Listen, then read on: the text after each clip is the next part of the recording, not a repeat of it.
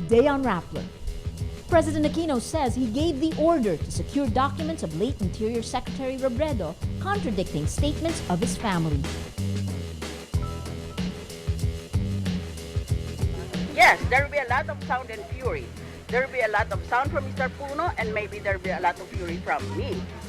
Senator Santiago orders a probe on the activities of Undersecretary Rico Puno.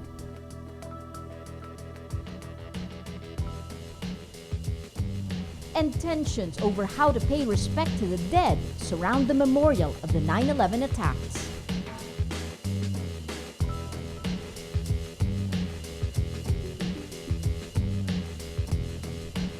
Hello, I'm Maria Ressa. Welcome to Rappler, your social news network.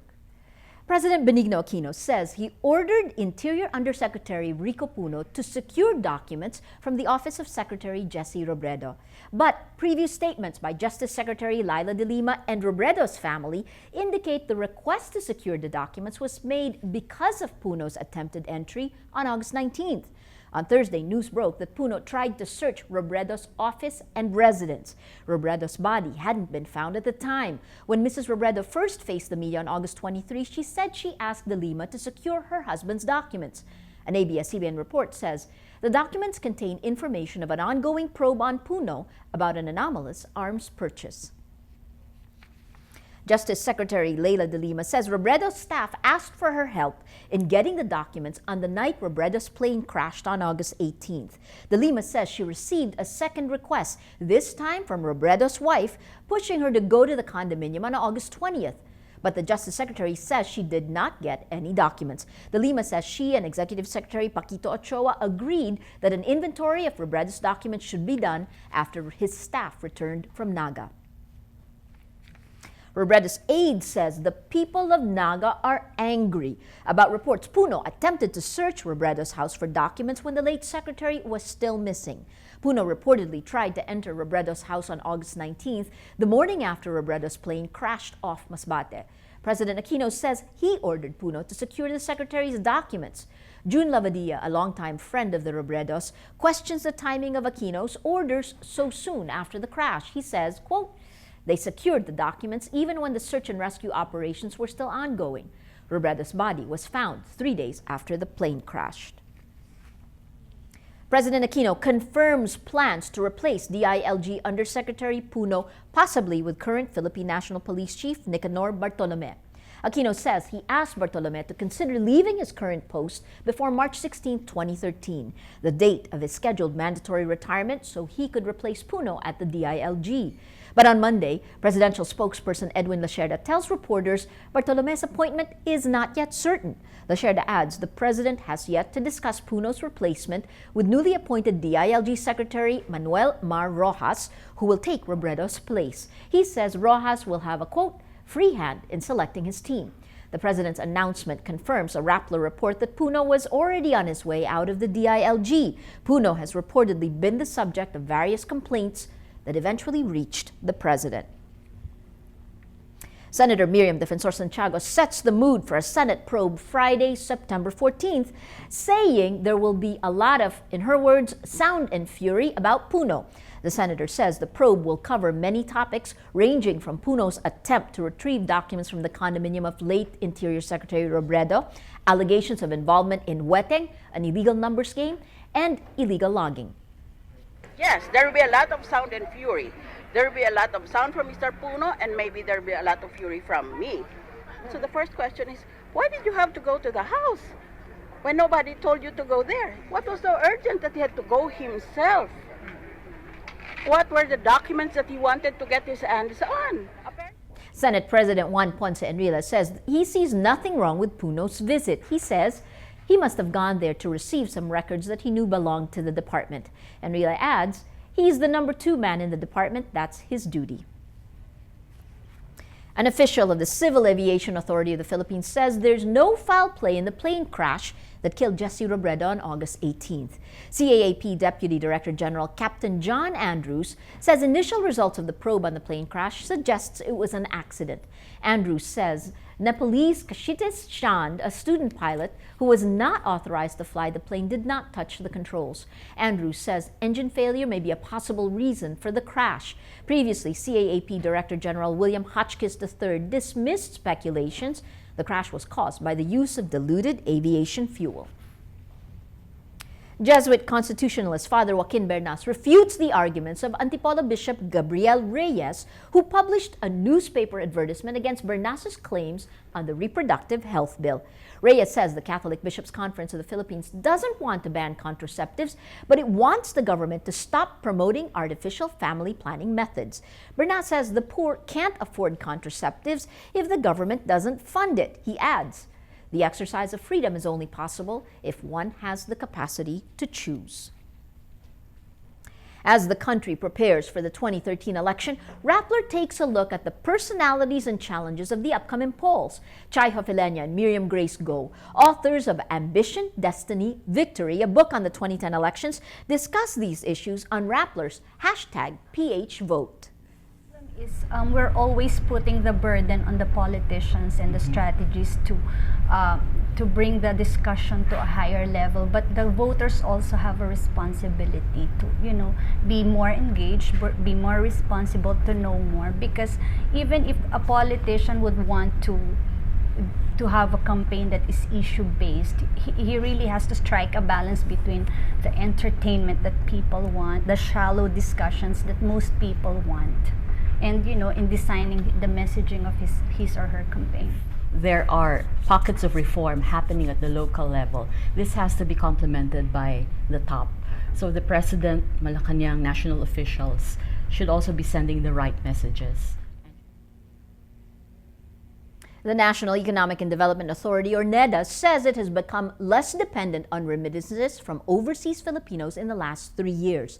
NEDA says OFW remittances will remain an important source of investments in the country. It adds, zero dependence on remittances is probably very ambitious.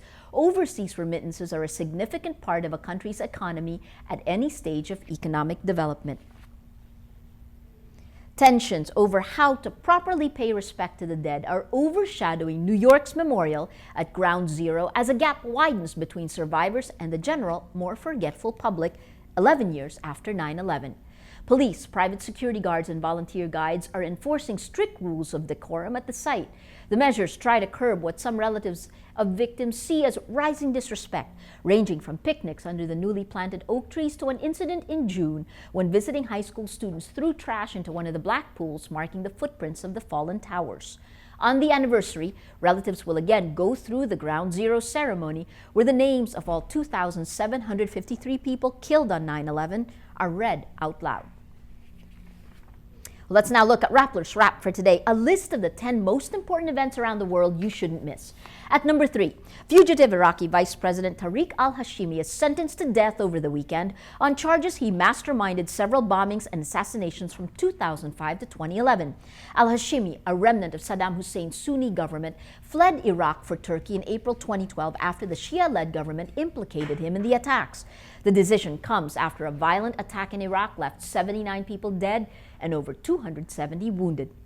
At number 6, the Taliban announces Monday it had a, quote, high-value plan to attack and kill Britain's Prince Harry. Harry is currently serving in Afghanistan after his previous deployment was cut short over security concerns.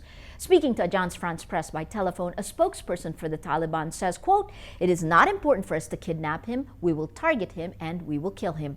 Harry was withdrawn from Afghanistan in 2008 when a news blackout surrounding his deployment was broken. This time, the military has been transparent about his deployment, regularly releasing photographs of the prince in Afghanistan. The Ministry of Defense says any risk has been and will continue to be assessed.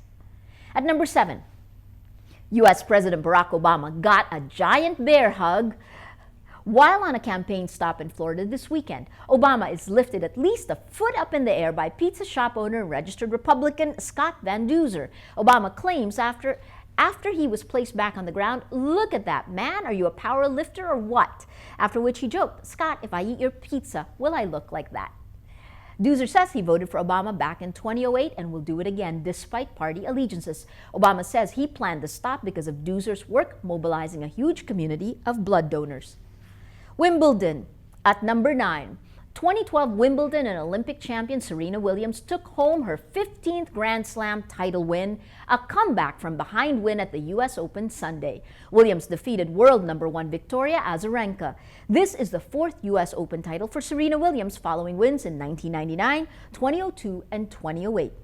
And at number 10, is Blake Lively now Mrs. Ryan Reynolds? People magazine reports the two got married Sunday evening, nearly a year after the two first came out as a couple. Lively and Reynolds co-starred in the movie Green Lantern. Reynolds married Scarlett Johansson in 2008, but they divorced 2 years later. For the full top 10, visit Rappler.com's The Wrap. London bids farewell to the Paralympics with a spectacular celebration. A 3-hour festival of song and dance caps the Games in front of 80,000 spectators at the Olympic Stadium. The final goals of the Games in the marathon, wheelchair rugby, and 7-a-side football ends in action. Oscar Pistorius, the most high-profile athlete in the Games, was stripped of his 100-meter and 200-meter crowns, but finished his campaign with a stunning victory in the 400-meter track and field program. Every story on Rappler has its own mood meter, which gives you 8 emotions to choose from. Click on how you feel and your vote will come to the front page of Rappler, to the Mood Navigator, which chooses the top 10 stories which have gotten the most number of votes. If you take a look today, we've got today's story, Aquino, I ordered Puno to secure documents, 86% angry. Related story, events contradict Aquino claims on Robredo, 70% angry. At Alaika wrote, let's take a look at what she wrote. If Pinoy continues with this track, he will soon be caught in the web of his lies. Stop protecting your friends, Mr. President. And another story from today, Bernas refutes Bishop's RH claims. This one is 74% happy, 26% inspired. Interesting, the story that's gotten the most number of votes today is actually an old story giving us a little insight to what's going on in the Mood Navigator. Political bigwigs back Casino's Senate bid, and Casino confirms solo Senate run. We've been seeing over the past few days a fight between the pro and anti-Casino factions, between annoyed, which is what it was early this morning, now contributing to the mood of the day. Most people are happy. Well, that's Rappler's Newscast for today, Monday, September 10th, 2012. Visit Rappler.com and watch our newscast Monday to Friday. Tell us how you feel on our mood meter and help us choose the mood of the day. I'm Maria Ressa. As we say at Rappler, tomorrow begins today.